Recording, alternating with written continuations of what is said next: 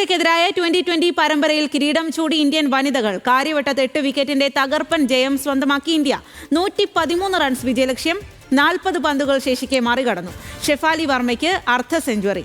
കാര്യവട്ടം സ്റ്റേഡിയത്തിൽ നിന്നും കൂടുതൽ വിവരങ്ങളുമായി ഹാൻസ് ജോൺ ആണ് നമുക്കൊപ്പം ചേരുന്നത്.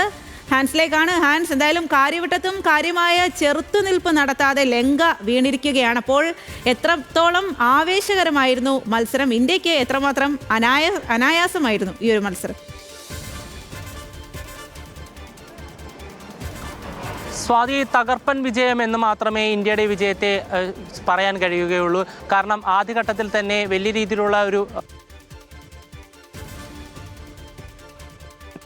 റൺസാണ് 7 വിക്കറ്റ് നഷ്ടത്തിൽ ശ്രീലങ്കയ്ക്ക് നേടാൻ കഴിഞ്ഞത്. പക്ഷേ അതിൽ തകർപ്പൻ പെർഫോമൻസ് ഇന്ത്യ കാഴ്ചവെച്ചത് കൊണ്ടാണ് 112 റൺസിൽ ശ്രീലങ്കൻ ടീമിനെ ഒതുക്കാൻ കഴിഞ്ഞത്. ഇതിൽ പ്രധാനമായും ഈ ഇന്ത്യക്കായി രേണുക സിംഗ് താക്കൂർ 4 വിക്കറ്റും ദീപ്തി ശർമ്മ 3 വിക്കറ്റുകളും നേടി. ഇവർ രണ്ടുപേരും മാത്രമാണ് ഇന്ത്യൻ ബോളർമാരിൽ നിന്ന് വിക്കറ്റ് നേടിയത്. ഇവരുടെ തകർപ്പൻ പെർഫോമൻസ് തന്നെയാണ് ഇന്ത്യയുടെ വിജയത്തിന് കാരണമായതെന്ന് വേണം പറയാൻ. ഇതിൻ്റെ ഭാഗമായി തന്നെയാണ് രേണുക സിംഗിന് ഈ പ്ലെയർ ഓഫ് ദി മാച്ച് പുരസ്കാരവും ലഭിച്ചത്. പക്ഷേ അതിന് പിന്നാലെ ഇന്ത്യൻ ടീം ബാറ്റിംഗിന് ഇറങ്ങി. ആദ്യം തന്നെ ശക്തമായ പെർഫോമൻസ് ആണ് ഇന്ത്യൻ ടീമിൻ്റെ ഭാഗത്തു നിന്നുണ്ടായത്. ഷെഫാലി വർമ്മ തകർത്തടിച്ചു.